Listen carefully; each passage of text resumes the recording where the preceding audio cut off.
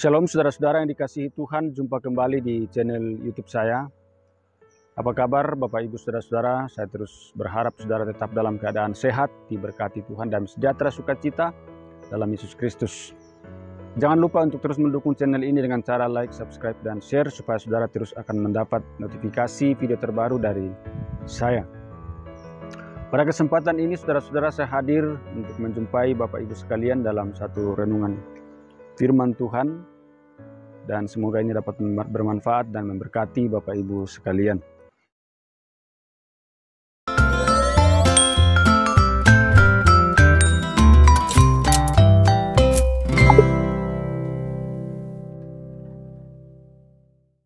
Saudara-saudara yang dikasihi oleh Tuhan Yesus Kristus, setelah manusia jatuh ke dalam dosa,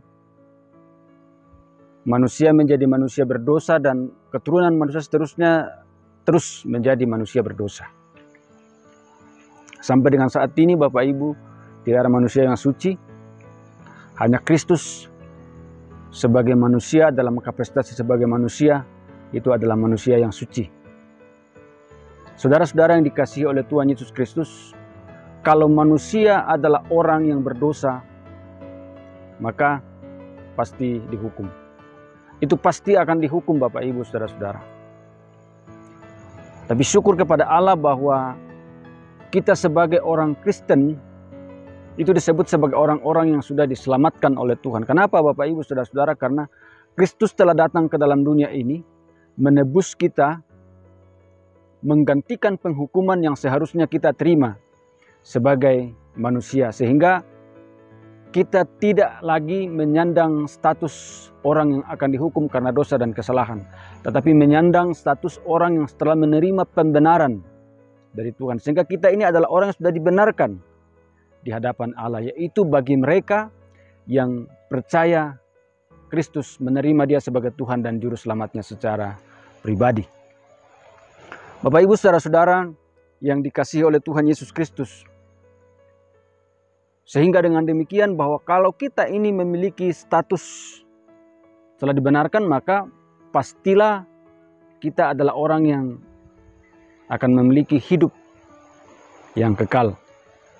Ya, kita tidak disebut lagi sebagai orang yang akan dihukum karena dosa dan kesalahan, tetapi sudah menyandang gelar sebagai seorang yang sudah dibenarkan di hadapan Tuhan melalui pengorbanan Yesus Kristus di kayu salib.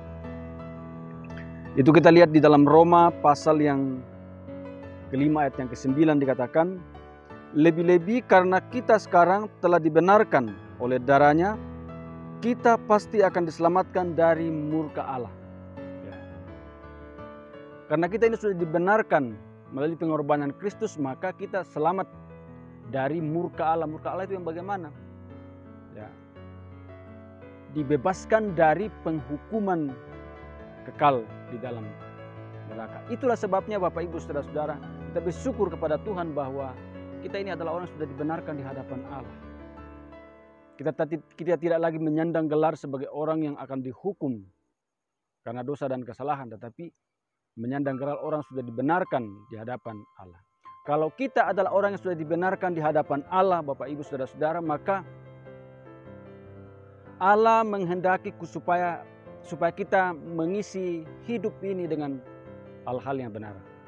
Allah menghendaki supaya kita ini mengisi hidup dengan hal-hal yang benar, karena kita ini adalah orang yang sudah dibenarkan oleh Tuhan. Nah, bagaimana supaya kita mengisi hidup dengan hal-hal yang benar?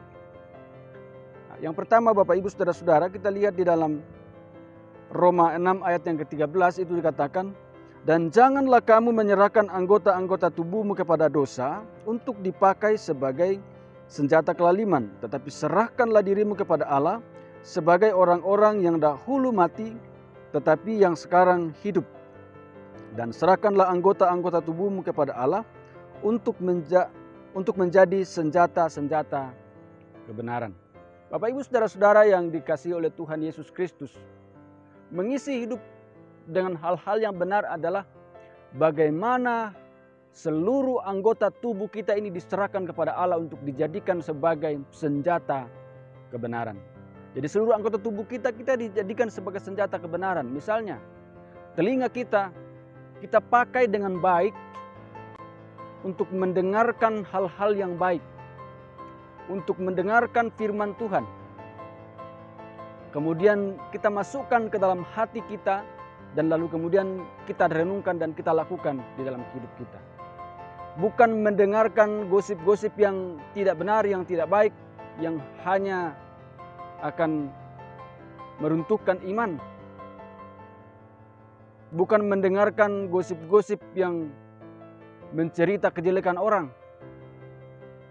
Tetapi bagaimana telinga ini kita gunakan dengan baik untuk kemuliaan Tuhan, mendengar firman Tuhan sehingga kita bisa melakukan firman Tuhan di dalam hidup kita. Bibir mulut kita gunakan untuk memperkatakan firman Tuhan. Kita gunakan untuk mengungkapkan kata-kata yang bermanfaat, kata-kata yang memberkati banyak orang, kata-kata yang memuliakan Tuhan. Bukan perkataan-perkataan yang sia-sia, yang tidak memuliakan Tuhan. Dan lalu kemudian tangan kita kita manfaatkan dengan baik untuk dipakai bekerja untuk kemuliaan Tuhan, kita pakai untuk menolong orang, dipakai untuk melayani dan lain sebagainya. Dan anggota-anggota tubuh yang lain semuanya harus dipakai sebagai senjata kebenaran. Bukan dipakai untuk hal-hal yang lalim, hal-hal yang berdosa. Kenapa Bapak Ibu Saudara-saudara kita harus gunakan seluruh anggota tubuh kita untuk dijadikan sebagai senjata kebenaran?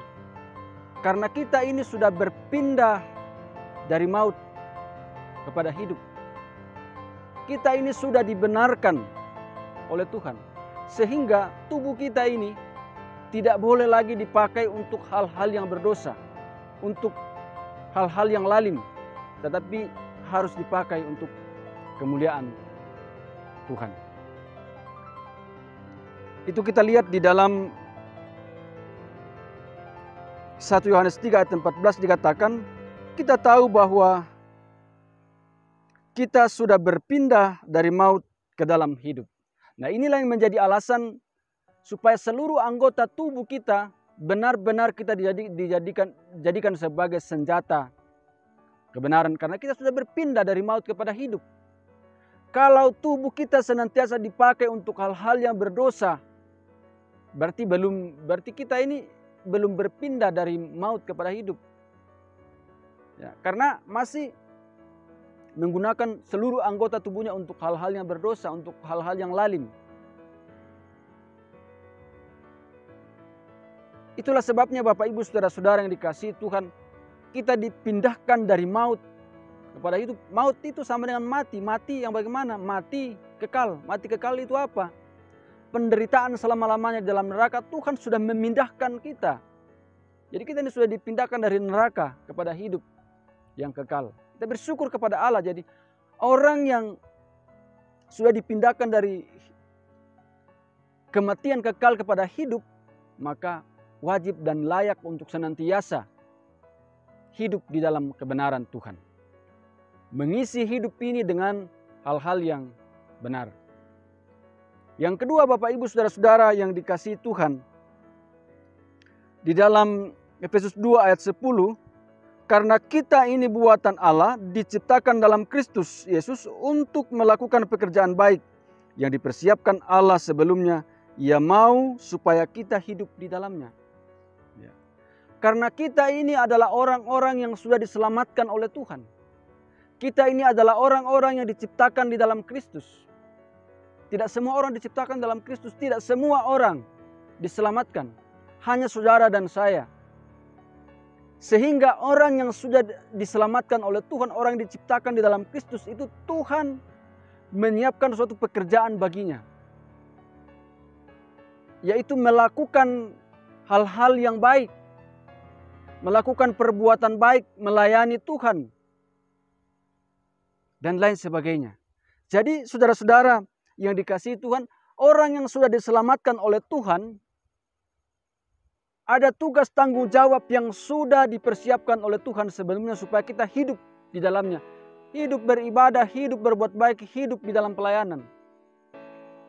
Jadi Tuhan mau supaya sepanjang hidup kita manfaatkan waktu yang ada untuk hidup memuliakan Tuhan, untuk melakukan kebaikan, untuk hidup melayani Tuhan. Itulah sebabnya ada satu lagu yang sangat populer dikatakan, hidup ini adalah kesempatan, hidup ini untuk melayani Tuhan. Jangan sia-siakan waktu yang Tuhan beri. Hidup ini harus jadi berkat. Jadi saudara-saudara yang dikasihi Tuhan, kita manfaatkan waktu yang ada untuk melayani Tuhan, untuk menjadi berkat bagi banyak orang, untuk hidup melakukan pekerjaan-pekerjaan yang Tuhan siapkan bagi kita. Berarti saudara-saudara yang dikasihi Tuhan, kita diselamatkan oleh Tuhan bukan berarti kita berdiam diri, tetapi kita harus kerjakan keselamatan dengan terus melayani Dia, dengan terus beribadah kepada Tuhan, dengan terus hidup memuliakan Tuhan. Itulah yang Tuhan siapkan bagi kita sebagai orang yang percaya.